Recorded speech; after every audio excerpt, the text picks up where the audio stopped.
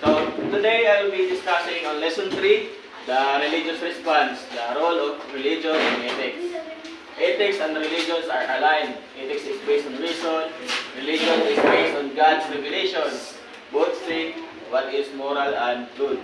Not ethics and religion support each other. So we are all familiar with ethics naman, di ba? Since balik-balik naman gini siya discuss from the very start sa aning subject. So ethics uses rational thinking to determine what actions are right or wrong. It relies on logical reasoning and principles that guide behavior. So, for example, naitaw nakakita og wallet. So, unsa man dapat yung buhaton na to?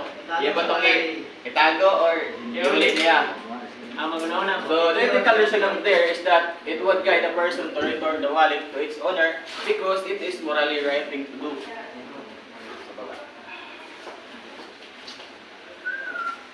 Religion is based on God's revelation. So, many religions believe or provide moral guidance based on sacred texts or divine teaching. So, kato ng mga religion is makatakot to sila sa mga believers to determine what is right or wrong. For example, in Christianity, they follow 10 commandments because they believe that ang pag-follow sa 10 commandments is not just about doing what is right based on reasons and fairness, but isa po siya way to show love and obedience to God.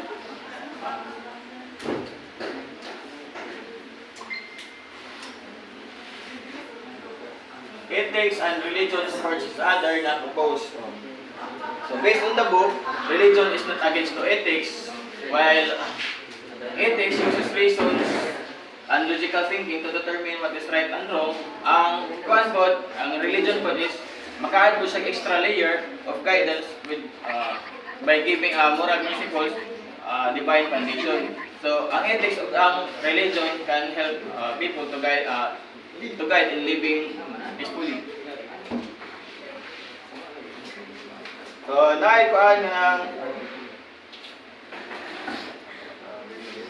questions diri ana, is ethics possible without religion? So ang tubag ana is possible nga ang ethics mag-exist without religion because according to Sim Kwan Yang,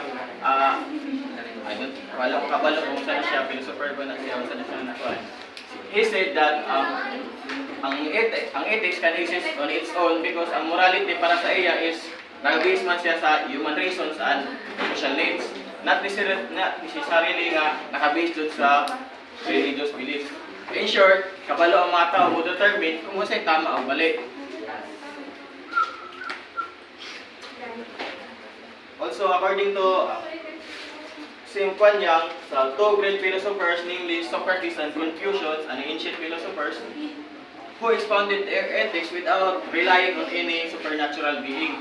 Instead, they developed an ethical system based on human reasons, and like critical thinking and logic, and social harmony, like living peacefully with others.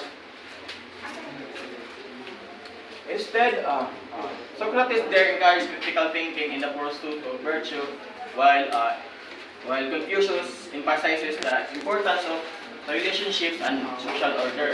So kumbaga si Socrates o Confucius is wala sila nito sa Ginoo or deity, but they believe na possible ang development sa ethical system based on reasons and social needs. So muna siya ang itawag na religionless ethics. Can ethics be justified without religion? So according to Sim Kwan Yang, ang answer niya is no, because para sa iya ang mga tao is need of kaning religion para makabalo sila kung sa tama. So without religion,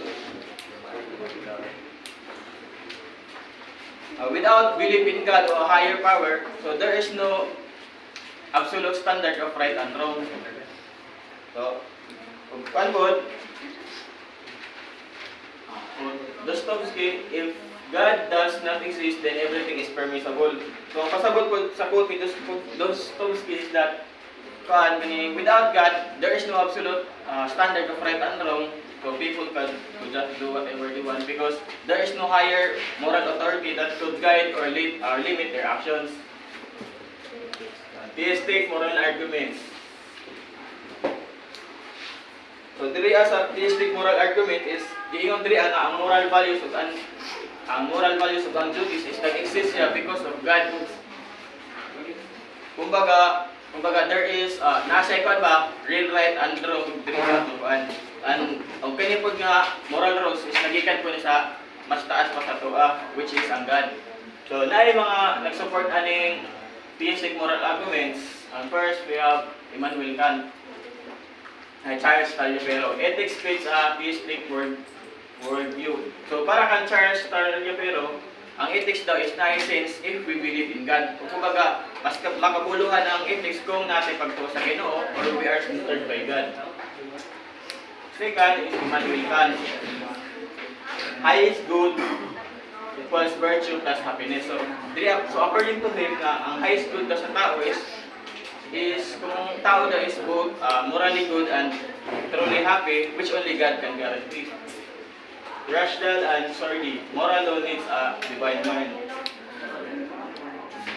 According to Rushdal and Sordi, they believe that human reason is still enough to explain why moral laws is objective, universal, and binding like they apply to everyone always. O i-argue po nila nga, kung ang moral law daw is made by humans, so possible daw na pwede na siya ma-change kay buhat naman sa tao. But since ang moral law is seems constant and higher than us, so ang gigikanan dyan is gikan sa higher perfect man, which is the belief nga ang God. C.S. Lewis, conscience points to a lawgiver. So according to C.S. Lewis, he argued nga ato ang conscience, which is our inner sense of right and wrong, shows that na lawgiver. On that lawgiver is a God. So for example, nakapil ka guilty kay giinan nimo imong classmate o bog ilaw kana, example lang na tapos nakapil ka guilty dili tungod kay nabalaka ka kung unsay iingon sa classmates sa imo or sa tao imo. Nakapil ka guilty tungod kay naa kay inner sense nga kana imong gibuhat mali na. Kung kana pud nga inner sense is kuan pa na sa kaning bali naay naghatagan na sa tuwa naay nag-set of standards ana sa tuwa na kana dapat magbuhat nagtama sa kalibutan. So ang naghatagan na moral laws is ang Ginoo. Last is Robert Adams. Moral obligations reflects loving God. So according to Robert Adams, ang moral duties like paghimo mayo or pagtabang sa isang katao is mo na siya ang karakter sa usa ka loving God. Para sa iya po ang obligation is dili lang sa human rules but paano ba na siya kaning mo ba siya ang reflection sa ka-loving God o sa moral nature. Implicit beliefs through moral living. Even non-believers show morality. Ethical behavior can imply beliefs in God. Reference Abu Ben Adhim. Loving others shows love for God. So diri ipakita na even non-believers is nag-show sila og kaning moral good behavior and morality even without explicitly believing in God. So, however, kato ilang actions nga pagtabang sa pagtabang pagpakitag maayo sa si katao is nag-imply to siya nga na sila gi-compton nga value sa Ginoo ba na. Ngunang gyapon sila pagtuo bisag wala gid sila ingon nga nituod sila sa Ginoo. In conclusion, ethics and religions both guide moral behavior. Ethics is possible without religion but not complete. Many thinkers believe that morality points to God. So,